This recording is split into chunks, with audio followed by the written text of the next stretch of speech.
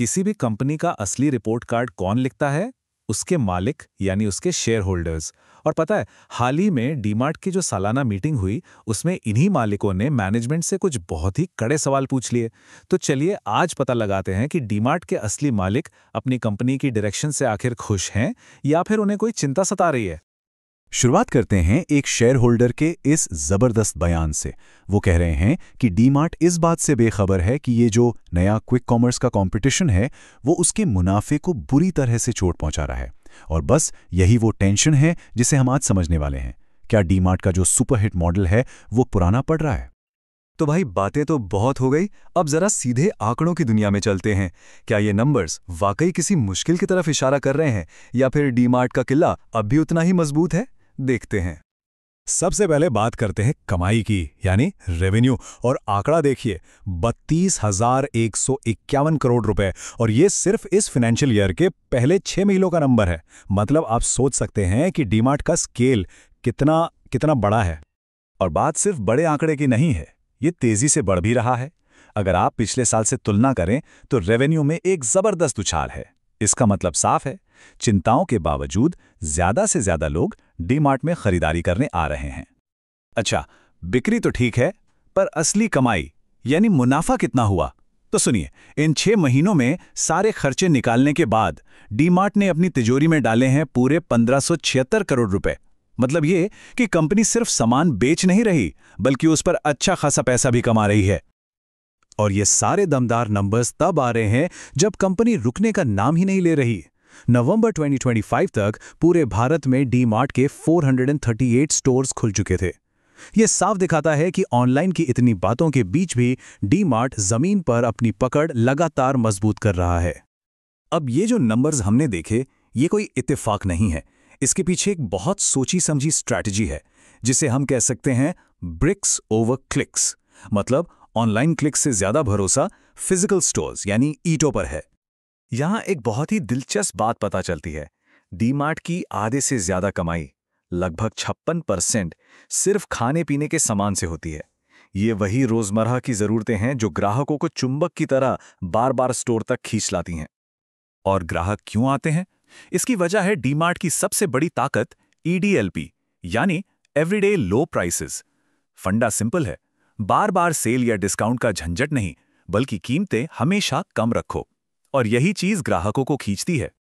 और इस स्ट्रैटेजी को कंपनी के MD और CEO इग्नेशियस नोरोहा ने AGM में साफ साफ बता दिया। उन्होंने कहा कि इस कंपटीशन से लड़ने का सबसे अच्छा तरीका है ज्यादा से ज्यादा डीमार्ट स्टोर्स खोलना। मतलब साफ है, उनका हथियार ऑनलाइन डिस्काउंट नहीं, बल्कि नए फिजिकल स्टोर्स हैं। लेकिन कहानी में एक ट्विस्ट है। सब कुछ इतना गुलाबी नहीं है, कुछ चिंताएं हैं, कुछ रेड फ्लैग्स भी। तो चलिए अब जरा सिक्के का दूसरा पहलू देखते हैं, वो चीजें जो शेयर होल्डर्स को असल में परेशान कर रही हैं। इन चिंताओं को समझने के लिए एक छोटा सा टर्म समझना जरूरी है, PAT मार्जिन। अरे घबराइए नहीं, बहुत सिंपल है। मान लीजिए डीमार्ट ने 100 रुपए का सामान बेचा, तो सारे टैक्स और खर्चे काटकर उसकी जेब में आखिर में कितने रुपए बचे? बस वही है PAT मार्जिन। तो यहां कहानी के 2 हिस्से हैं। एक तरफ है ग्रीन फ्लैग्स, यानी सब कुछ बढ़िया, कमाई जबरदस्त बढ़ रही है, नए स्टोर लगातार खुल रहे हैं और कंपनी पर कर्ज ना के बराबर। लेकिन दूसरी तरफ हैं रेड फ्लैग्स, और असली चिंता यहीं से शुरू होती है। सबसे बड़ा खतरा है मुनाफे पर दबाव। पिछले साल जहां हर 100 रुपए पर डीमार्ट 5.5 रुपए बचा रहा था, वहीं अब सिर्फ 4.9 रुपए बचा पा रहा है। और यही सिकुड़ता हुआ मार्जिन शेयर होल्डर्स की नींद उड़ा रहा है।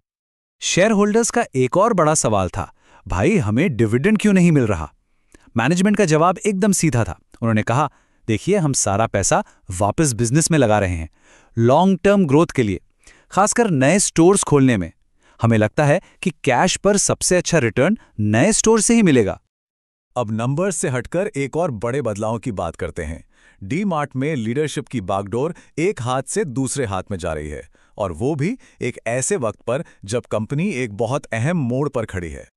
CEO इग्नेशियस नोरोहा ने अपनी विदाई स्पीच में जो कहा, वो सिर्फ शब्द नहीं थे, बल्कि एक युग का अंत था। उन्होंने कहा, 20 साल से ज्यादा इस महान संगठन का नेतृत्व करना एक बहुत बड़ा सम्मान था। इन शब्दों के साथ डीमार्ट के एक सफल चैप्टर का अंत हो गया। इस बदलाव को समझने के लिए जरा पीछे चलते हैं। 20 साल से भी पहले नोरनहा ने डी-मार्ट को जमीन से खड़ा किया। उनके नेतृत्व में कंपनी एक छोटे से आइडिया से एक रिटेल की दुनिया की बादशाह बनी। और अब 30 जनवरी 2026 को वो ये कमान नए सीईओ अंशुल असावा को सौंप देंगे। एक नए दौर की शुरुआत होने वाली है। तो इन सभी बातों को अगर हम मिला दें तो अब सबसे बड़ा सवाल सामने आता है, भविष्य में क्या होगा? मैनेजमेंट ने आगे का रास्ता आखिर तय क्या किया है? तो मैनेजमेंट का भविष्य का बैटल प्लान क्या है? पहला, और ज्यादा आक्रामक होना, अगले साल 50 से भी ज्यादा नए स्टोर्स खोलना। दूसरा, नए मैदान पर कब्जा, खासतौर पर उत्तर भारत में अपनी पैठ मजबूत करना। तीसरा, ऑनलाइन जंग में समझदारी दिखाना, ई-कॉमर्स में पैसा जलाने के बजाय मुनाफा कमाने पर जोर देना। और आखिर में अपने सबसे बड़े ब्रह्मास्त्र को और धार देना, एवरीडे लो प्राइजेस की अपनी पहचान को बनाए रखना। और ये हमें इस विश्लेषण के आखिरी और सबसे बड़े सवाल पर लाता है। एक ऐसी दुनिया में जहां हर कोई तुरंत डिलीवरी चाहता है, क्या डी-मार्ट का ये धीमा और स्थिर चलने वाला मॉडल रिटेल की इस तेज रफ्तार रेस को जीतता रह सकता है? इसका जवाब तो आने वाला वक्त ही देगा।